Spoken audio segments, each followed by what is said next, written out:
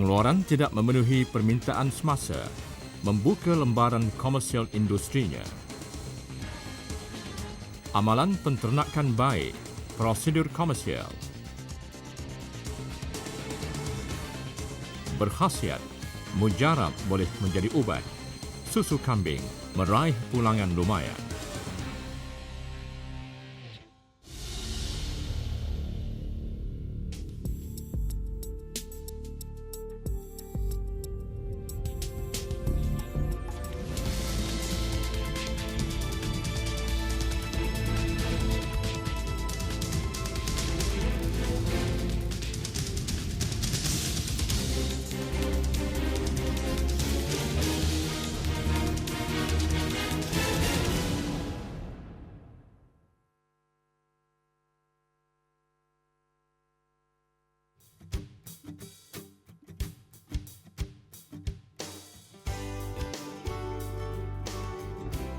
Ternakan kambing sudah lama diusahakan sebagai pendapatan sampingan masyarakat.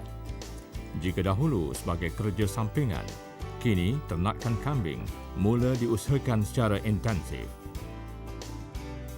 Komersialisasi ternakan kambing mengutamakan kualiti dalam semua aspek penternakan melalui garis panduan amalan penternakan yang baik.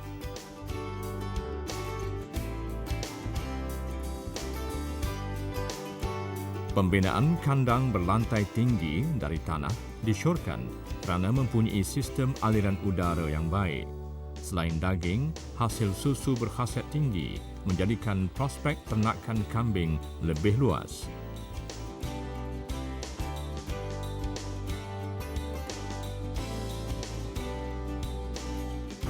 Ternakan baka tenusu boleh mendatangkan dua hasil utama, susu dan daging.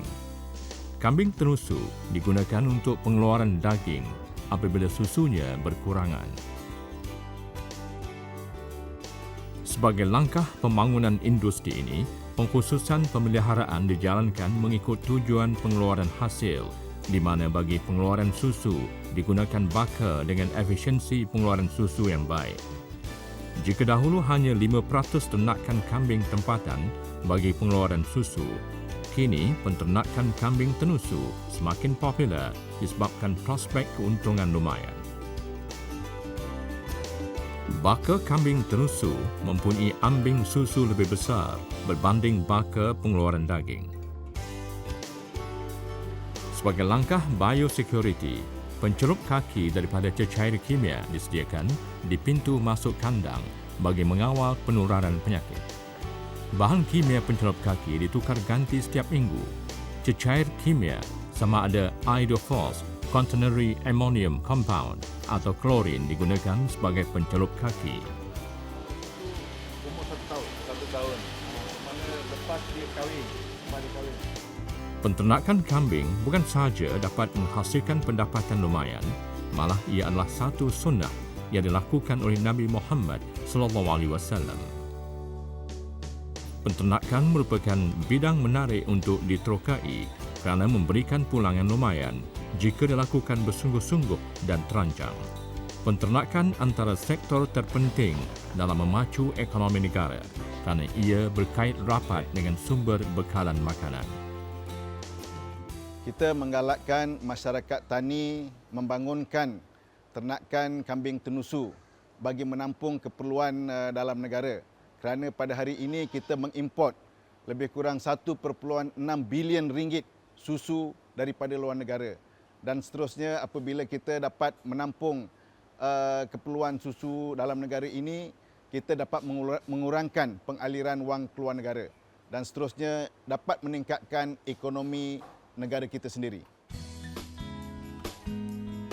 Kelebihan kambing tenusu adalah kebolehan umur matang awal, tempoh bunting yang singkat serta kebolehan melahirkan anak kembar.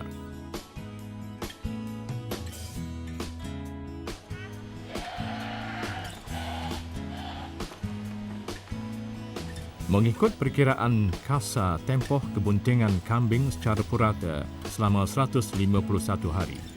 Ketika awal kelahiran, penting untuk dipastikan tiada selaput pada mulut dan hidung anak kambing yang menyukarkan ia bernafas.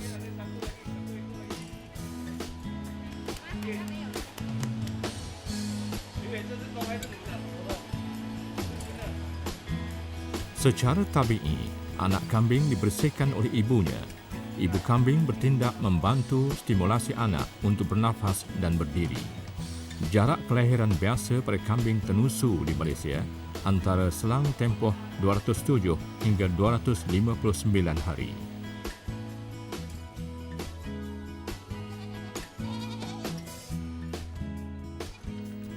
Industri kambing tenusu bermula di mana baka kambing yang mengeluarkan susu dengan baik diimport untuk disilang biak dengan baka tempatan. Hasilnya kini, kita mempunyai baka kambing tenusu cepat membesar, tahan cuaca serta banyak mengeluarkan susu berkualiti.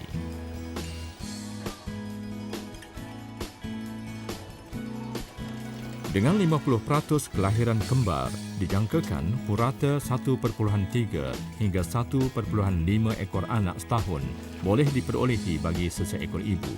Sekarang ini, pembiakan menggunakan induk jantan disyorkan kerana pembiakan permanian beradas belum digunakan secara meluas.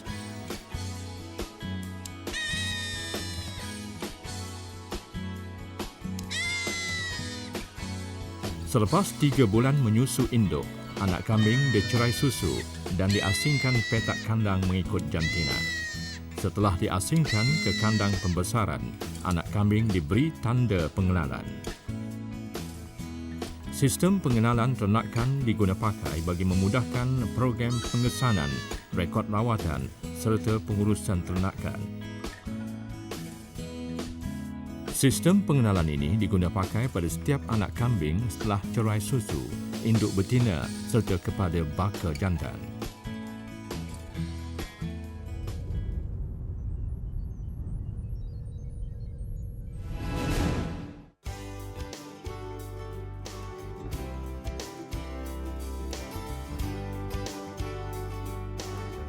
Rumput kering kelihatannya amat tidak efisien diberikan kepada ternakan. Namun rumput kering ini bukanlah rumput biasa. Ia diimport khusus dari Taiwan sebagai sumber makanan yang baik bagi ternakan kambing tenusu.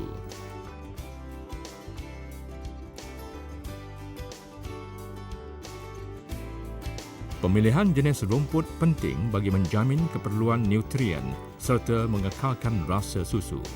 Sumber makanan konsentrat diberikan bersama makanan bahan kering. Makanan konsentrat ini mestilah mengandungi komposisi zat nutrien yang lengkap.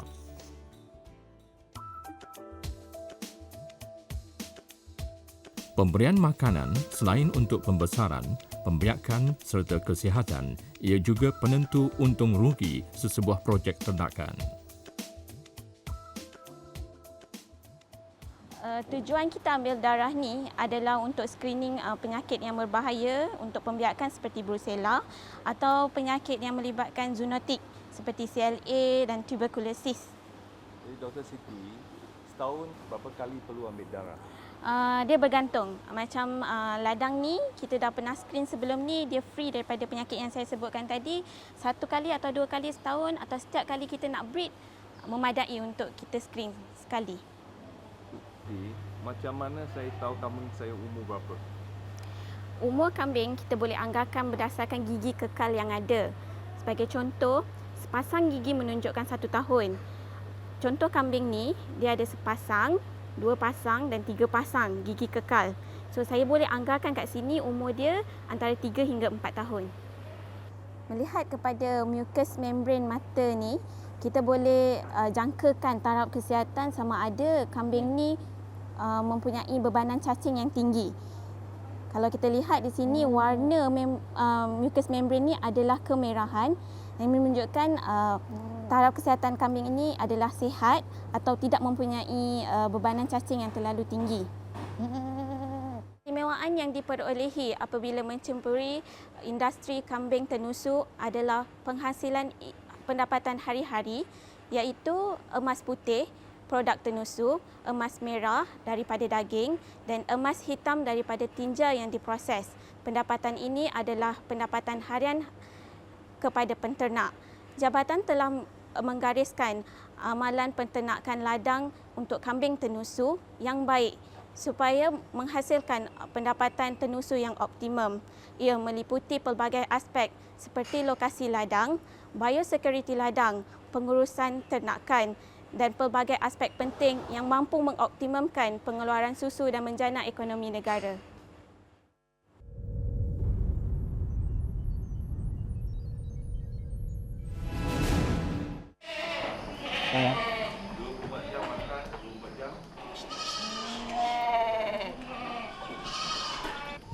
Melalui penelitian model kejayaan projek ternakan kambing tenusu, dapat digariskan amalan penjagaan ternakan di ladang meliputi 4 perkara utama.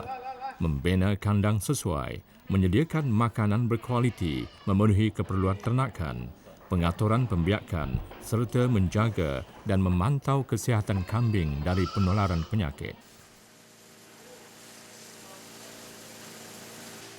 Apabila kesemua amalan ternakan di ladang dijalankan dengan lancar dan baik, memberi gambaran ternakan mampu menghasilkan pengeluaran susu yang optimum.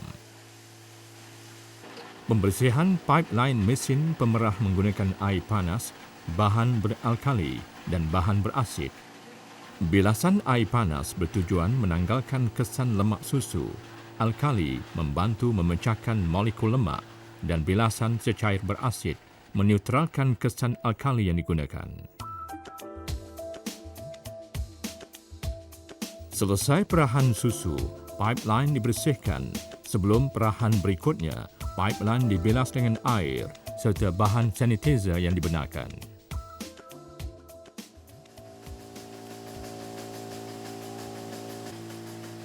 Ambing dibersihkan secara urutan sebelum memerah susu. Teknik ini juga dapat merangsang supaya susu dikeluarkan.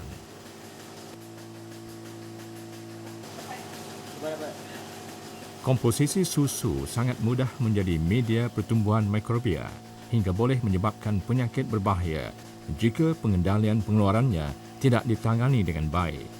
Ujian dikenali California Mastitis Test dilakukan dengan memerah sedikit susu secara manual bagi menguji kualiti susu serta mengelakkan susu tercemar dari bercampur.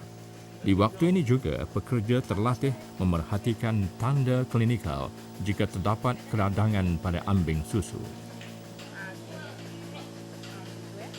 Di tempat pemerahan, ternakan dilatih beratur di kawasan restrainer yang dikhaskan menunggu untuk mengeluarkan hasil kepada penternaknya. Bunyi mesin turut merangsang susu untuk dikeluarkan. Pemerahan secara automasi biasanya menggunakan peralatan mesin vacuum dan pulsator dengan sistem two milking, iaitu pemerahan pada kedua ambing susu dalam satu masa. Teknologi diaplikasikan di sini berasaskan teknologi dari Taiwan yang disesuaikan dengan negara ini. Pemerahan melalui sistem ini mampu meningkatkan pengeluaran harian antara 25 hingga 35% dalam masa pemerahan yang cukup antara 7 hingga 8 jam. Kajian meningkatkan pengeluaran susu merekodkan faktor pemberian makanan suplementasi konsentrat yang mengandungi sumber energi, protein serta mineral boleh menghasilkan nutrien yang cukup kepada kambing untuk pembentukan air susu.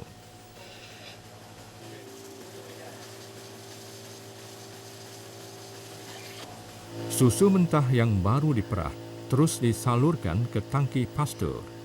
Susu merupakan bahan biologik. Pertumbuhan bakteria sangat cepat pada susu ketika di dalam kelenjar ambing. Ia terjamin umpama sudah disteril selepas diperah. Jika terdedah udara, ia sangat mudah tercemar hingga membahayakan kesihatan. Boleh dikatakan perkara utama pengendalian kualiti susu sebenarnya kerja pengawalan pertumbuhan mikrobia seperti bakteria. Prospek kambing tenusu memiliki banyak faedah keuntungan daripada risiko kerugian. Kambing tenusu mempunyai nilai ekonomi tinggi, daging, kulit dan susunya mampu memberi keuntungan kepada perniagaan berkaitan dengannya. Selesai pemerahan, puting ambing dicelup larutan iodin sebagai langkah pengawalan bakteria, terutama jika terdapat luka akibat serutan vacuum.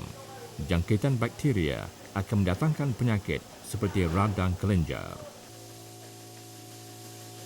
Kegagalan mengamalkan kesihatan dan kebersihan akan menjadi punca penularan penyakit dari ternakan kepada ternakan lain dan kepada manusia.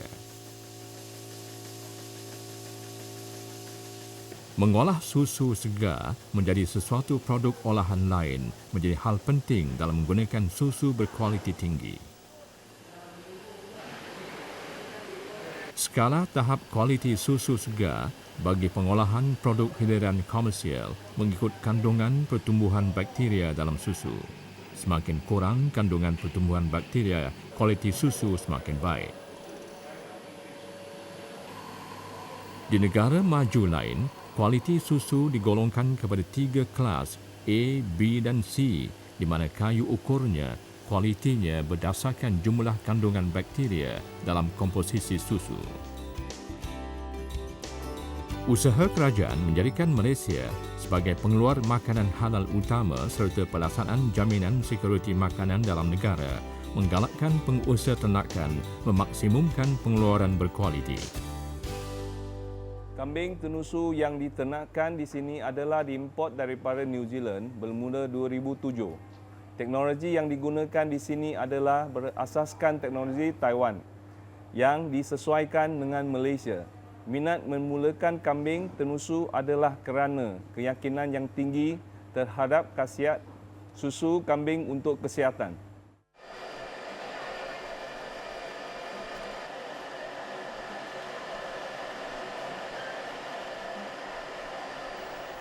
Industri tenusu di Malaysia berkembang sejak tahun 70-an, namun ia masih tidak dapat memenuhi keperluan susu negara. Dengan kandungan protein tinggi berbanding susu ternakan lain, industri kambing tenusu dilihat mempunyai masa depan cerah dalam meningkatkan pengeluaran susu tempatan bagi memenuhi keperluan masyarakat yang semakin meningkat. Dengan kepakaran teknologi tinggi, produk susu segar kita kini standing dengan produk negara maju yang lain.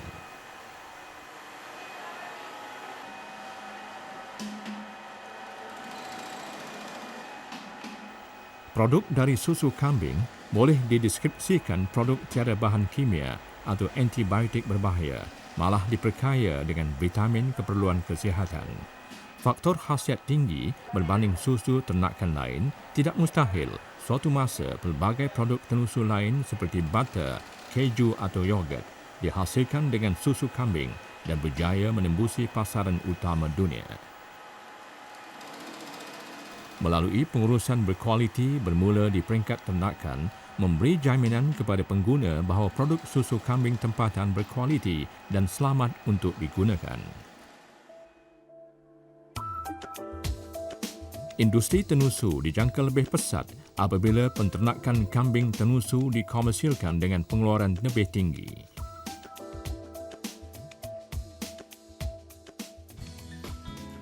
Pengguna kini banyak didedahkan maklumat kesihatan, kesedaran terhadap kepentingan pengambilan makanan yang berkhasiat tinggi menyumbang kepada peningkatan permintaan susu kambing.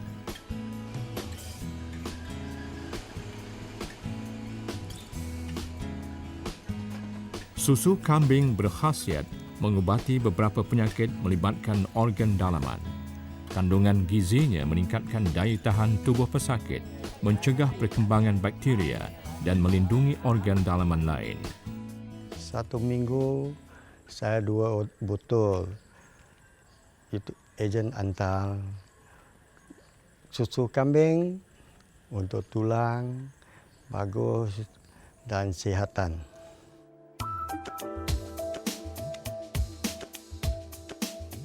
Pengubatan dengan susu kambing memberi kesan menyeluruh kepada pesakit sebagai perlindungan, pencegahan dan penyembuhan.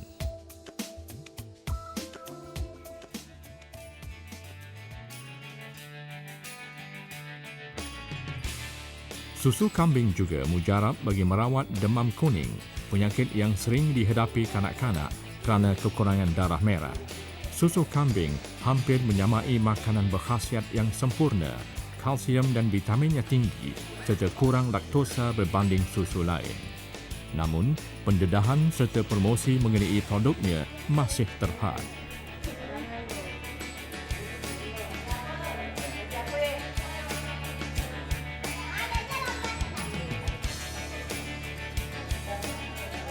Masih ramai mengenali susu kambing sebagai produk perubatan, bukanlah produk minuman komersial. Pendidikan di peringkat kanak-kanak mampu menjadikan susu kambing sebagai minuman kegemaran, bukan ubat yang dicari sehingga sanggup berbelanja besar hanya apabila diserang penyakit. Pertumbuhan industri kambing tenusu sentiasa menunjukkan peningkatan permintaan, namun pengeluarannya masih berkurangan. Ramai menganggap kambing tenusu sukar dikomersialkan. Kekurangan projek skala komersial menyebabkan bekalan susu kambing sentiasa tidak mencukupi di pasaran.